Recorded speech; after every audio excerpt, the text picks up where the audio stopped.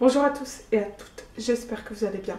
Moi, ça va, je suis contente parce qu'on se retrouve aujourd'hui pour parler de 4 livres qui sont très chouettes et tous très différents. Il y en a vraiment pour tous les goûts. Pour commencer, je vous parle de A comme aujourd'hui de David Lévitan. Nous allons suivre un personnage qui s'appelle A. C'est un personnage qui change tous les jours de corps, qui se retrouve tous les jours dans le corps d'un adolescent ou une adolescente de 16 ans, donc son âge. Et elle n'a donc pas de genre et pas de corps. Et un jour, elle va se retrouver dans le corps de Justin qui sort avec une jeune fille qui s'appelle Rhiannon, qu'il ne traite pas forcément très très bien. Et en fait, A va tomber amoureux de cette fille. Alors, le problème, c'est que A ne peut pas mener la moindre relation amicale, amoureuse, familiale ou quoi que ce soit, puisque A change de vie tous les jours. Et du coup, A va essayer tous les jours de trouver un moyen de retrouver Rhiannon et d'avoir un lien avec cette fille. Donc voilà pour le gros de l'histoire, je vous raconte ça. J'ai pas trop envie de vous en dire plus, mais en tout cas, ce livre est vraiment génial. Déjà, l'idée de base est vraiment très originale. Nous allons voir du coup plein de vies différentes avec plein de personnages très très différents. Nous allons avoir des histoires de drogue, d'homosexualité, de transidentité, des histoires d'amour, des histoires de famille compliquées, enfin plein de sujets vraiment pas palpitants et surtout plein de sujets qui prônent vraiment, je trouve, la tolérance. Ça fait vraiment du bien de lire un livre comme celui-ci avec tant de bienveillance, tant d'humanité, tant de tolérance. A est vraiment un personnage que j'ai beaucoup aimé, j'ai trouvé sa personnalité vraiment très belle. Et j'ai aimé le fait que David Lévitan nous montre qu'on peut tomber amoureux ou amoureuse de quelqu'un indépendamment de son genre et de son sexe biologique. C'est un livre pas comme les autres, avec un véritable message de fond qui me plaît énormément. Et c'est un livre jeune adulte, et je trouve ça vraiment bien qu'on fasse lire ce genre d'histoire à des adolescents, des adolescentes, des gens qui entrent tout juste dans l'âge d'adulte. Ça permet aussi, je trouve, de s'ouvrir l'esprit, de réfléchir à certaines thématiques qui ne sont pas forcément abordées dans un cadre familial ou amical ou dans un cadre scolaire. Voilà, donc je ne saurais pas trop m'exprimer là comme ça sur ce livre. Je veux juste vous dire que je l'ai vraiment beaucoup aimé, ça a été quand même un coup de cœur pour moi. C'est assez rare que j'apprécie autant un livre et que je lui trouve autant de qualité. Mais voilà, vraiment, je trouvais l'idée très originale et très bien menée. J'ai également lu Vous n'aurez pas ma haine de Antoine Léris. C'est un livre, un témoignage un peu difficile à lire puisque Antoine Léris a perdu sa femme qui est morte lors des attentats du Bataclan en 2015. Il nous parle de cette histoire, du décès de celle qu'il a aimée et du fait de se retrouver tout seul avec leur enfant qui est encore tout petit à ce moment-là.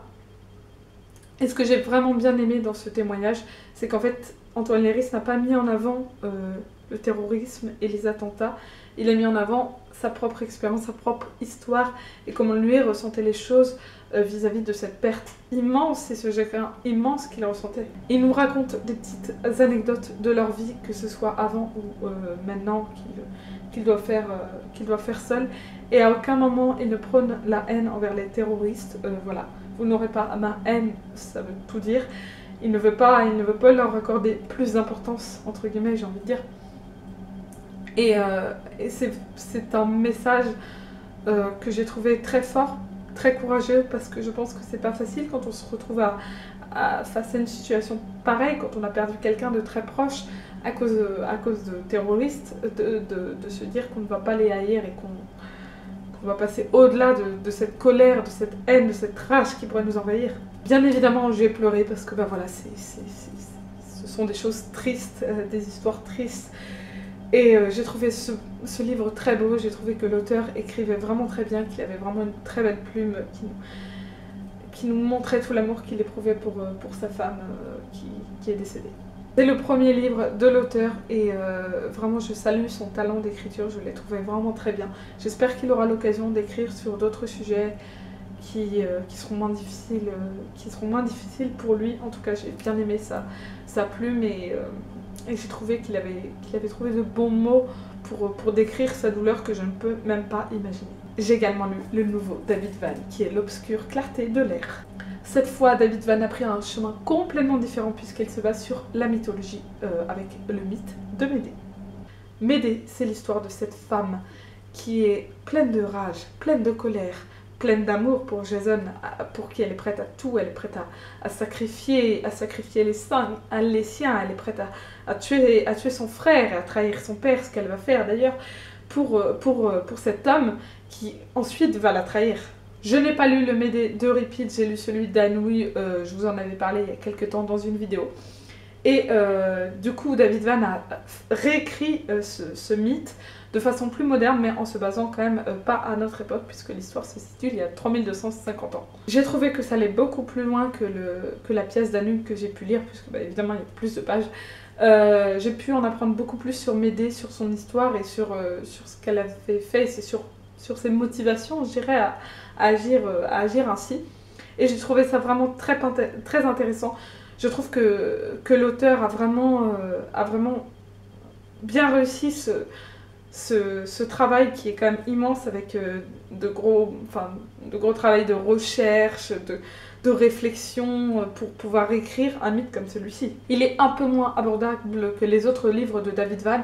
D'ailleurs, j'en profite au passage pour dire que l'auteur, qui a donc écrit plutôt des livres dramatiques jusqu'à présent, se base souvent sur la mythologie grecque, mais les autres sont plus accessibles au niveau de l'écriture et des textes en fait.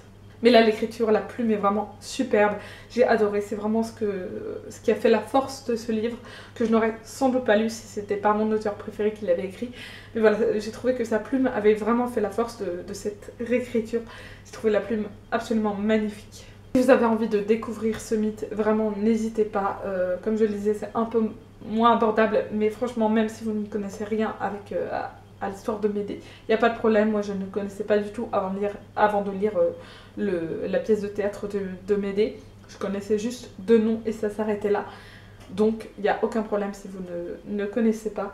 J'ai passé vraiment un très bon moment avec ce livre. Je suis ravie d'avoir pu m'enrichir émotionnellement et culturellement grâce à ce livre. Pour finir, je vous parle du tome 3 de 4 sœurs, donc Bettina de Malika Ferjuk. 4 sœurs, c'est en réalité 5 sœurs que nous allons suivre dans 4 saisons différentes. Donc là, nous sommes au printemps et les cousins et cousines des sœurs, donc Harry et Désirée, arrivent pour les vacances. Donc voilà, c'est les cousins parisiens qui viennent pendant les vacances, qui vont un peu semer, je dirais, la pagaille dans tout ça, puisque bah voilà, Harry ramène des locataires non désirés, tels des bestioles que les 5 sœurs trouvent immondes. Et il y a également un locataire qui lui est un peu plus choisi, je dirais, qui s'appelle Tancred, qui a 28 ans et qui va un peu semer le doute dans le cœur de Charlie, qui est en couple avec Basile. À côté de ça, nous allons bien sûr suivre l'histoire de Bettina qui meurt d'amour pour Merlin qu'elle souhaite retrouver. Nous allons également suivre Hortense qui écrit des lettres à son amie Muguette, lettres qui restent sans réponse et elle ne comprend pas. Et aussi plein d'autres intrigues, c'est toujours ça dans ces livres, il y a toujours plein d'intrigues qui gravitent autour des personnages et qui parfois se croisent entre elles.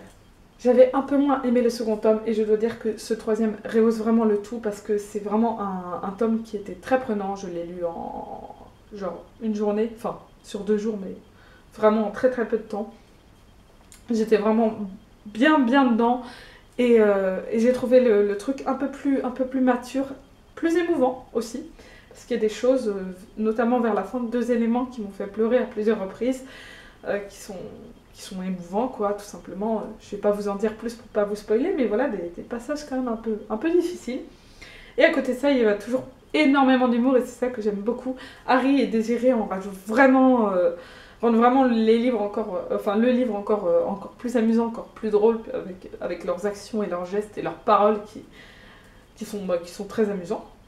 Pour conclure, j'ai donc passé un très bon moment avec ce livre. J'ai hâte de découvrir le 4e et dernier tome. Et d'un autre côté, je suis triste de quitter les sœurs de la ville Hervé. J'ai pas envie, mais faudra bien que ça arrive. Et je continuerai la lecture des BD illustrés par Cathy Bohr en parallèle pour continuer un peu cette sympathique histoire. Voilà, cette vidéo est désormais terminée. Je vous souhaite à tous et à toutes de très très bonnes lectures. Je vous dis à la prochaine. Salut!